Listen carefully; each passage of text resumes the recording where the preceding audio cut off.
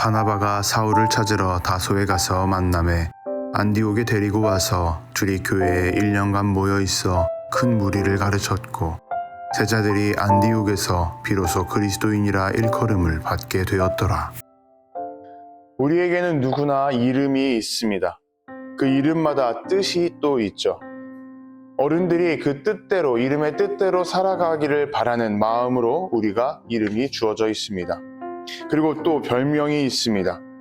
동양에서는 어른의 이름을 직접적으로 부르는 것이 예의가 아니었기 때문에 별명으로 불렀습니다. 그것을 별명이라는 이름보다는 호라고 해서 이름을 또 붙여놨죠. 또 서양에서는 이름이 너무 길다 보니 이름을 축약해서 별명을 따로 붙이는 경우도 있었다고 합니다. 호가 되었든 별명이 되었든 그 별명을 짓는 것은 대부분 비슷한 것 같습니다. 그 사람의 어떠한 특징을 가지고 짓는 것이죠. 생김새가 되었든, 그 사람의 특징적인 행동이 되었든, 혹은 그 사람이 이루어낸 업적이 되었든 보여지는 모습으로서 별명을 짓게 되는 것입니다. 저나 여러분이나 어려서부터 또 친구들 사이나 혹은 어른들 사이에서 많은 별명, 여러 가지 별명을 얻었을 것입니다. 그리고 불리웠을 것입니다. 그런데 그 수많은 별명들을 생각해 볼 때 어떠한 별명들은 우리에게 힘과 위로가 되기도 합니다. 그런데 어떠한 별명들은 우리의 마음을 아프게 하거나 지치게 만드는 경우도 있습니다. 하지만 가끔씩 그 별명이 우리를 더 힘들게 만드는 것은 어느새 그 안 좋은 별명대로 우리가 우리 스스로를 바라보기 시작한다라는 것입니다. 그렇다면 우리에게 주어져 있는 수많은 별명들 중에 우리가 우리 자신을 바라보는 그 별명을 어떠한 것으로 붙잡고 나아가야 될까요? 오늘 본문에 나오는 안디옥이라는 도시는 당시 로마 제국에서 손에 꼽히는 큰 도시였습니다. 로마에서도 세 번째 손가락에 들어가는 그러한 도시였죠. 그 인구가 수십만에 이르렀을 것이라 말하는 학자들도 있을 정도입니다. 이렇게 수많은 사람들이 몰리고 돈이 돌고 또 수많은 소식과 말들이 오가니 자연스럽게 문화도 섞이고 그 가운데에서 다양한 말들이 오고 갔을 것입니다. 이렇게 사람들이 많이 섞여 산다라는 것은 서로를 향해서 서로를 구분하고 서로를 평가하고 서로에게 이름과 별명을 붙이기 참 쉬운 환경이라는 의미입니다. 그 안디옥이라는 도시에도 또 똑같이 교회가 세워졌습니다. 복음이 들어갔고 수많은 주님의 제자들, 주님의 자녀들이 서기 시작했습니다. 그 가운데에서 바나바와 사도 바울은 1년 동안 말씀을 가르치며 그곳에 복음을 가르쳤고 주님의 사랑과 말씀을 세웠습니다. 그리고 성경은 이렇게 이야기합니다. 제자들이 안디옥에서 비로소 그리스도인이라 일컬음을 받게 되었더라. 여기서 우리가 주목해야 될 것은 일컬음을 받게 되었다라는 단어입니다. 그리스도인이라라는 이름, 그리고 이 별명은 교회가 스스로가 만들어낸 것이 아니라는 사실입니다. 성도들이 우리는 그리스도인이다 라고 말한 것이 아니라는 것이죠. 오히려 그리스도를 믿지 않는 사람들이 교회 사람들을 보고 성도들을 보고 그들의 삶을 보면서 그들을 부르는 것이었습니다. 말투에서 예수님이 보였고 그들의 선택에서 예수님이 드러났고 그들의 삶의 방식에서 그리고 또 다른 사람들을 대하는 태도에서 예수님이 느껴졌기 때문이었습니다.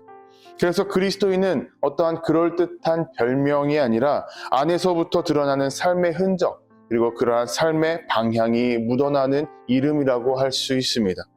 그리스도께 속한 사람이다. 그리스도를 닮아가는 사람이다. 그리스도를 입에 붙이고 사는 사람이다 라는 의미입니다. 그런데 그 이름대로 살아간다라는 것에는 기쁨뿐만이 아니라 부담감도 있을 것입니다.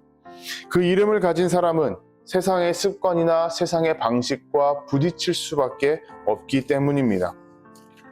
세상과 똑같이 살게 되면 바로 손가락질을 당하게 됩니다.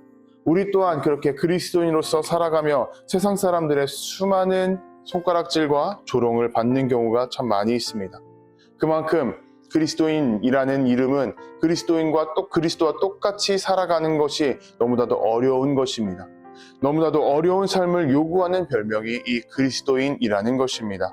결국 초기교회 성도들은 그 이름 때문에 수많은 손해를 봐야 했고 또 박해를 받아야 했습니다. 세상은 언제나 자신들과 똑같이 살지 않는 사람들을 박해하고 밀쳐내고 미워합니다. 불편해하는 것이죠. 자신들처럼 돈이나 자기 자신의 욕심이나 이득이 아니라 남을 위해 살아가는 것, 이타적인 사람들을 불편해하고 힘들어하는 것입니다. 그래서 베드로 사도는 그리스도인이라는 이름 때문에 고난을 받더라도 부끄러워하지 말라고 권면합니다. 여기서 부끄러워하지 말라라는 말은 마음을 단단히 먹거나 단순하게 참아라라는 것이 아닙니다. 그 삶에서 세상과 타협하지 말라는 의미입니다. 고난이 오면 우리는 누구나 먼저 숨고 싶어 합니다. 그 고난으로부터 피하고 싶어집니다. 그러다 보니 말을 줄이게 되고 다른 사람들의 눈치를 보게 됩니다. 그리고 내가 그렇게 살지 않는다고 표를 내려고 하거나 혹은 그리스도인이라는 표를 내지 않으려고 하죠. 하지만 사도 베드로는 그리스도인으로서 고난을 받는다면 그 고난이 수치가 되게 하지 말고 오히려 하나님께 영광이 되어야 한다고 우리에게 분명하게 권면하고 가르쳐 줍니다. 베드로는 이렇게 말하고 있는 것입니다. 그 이름을 부끄러워하지 마십시오. 그 이름을 값싸게 만들지 마십시오. 그 이름을 피하려고 예수님 닮아가기를 포기하거나 멈추지 마십시오. 이러한 베드로의 권면, 이것은 오늘 우리에게도 똑같이 주어집니다.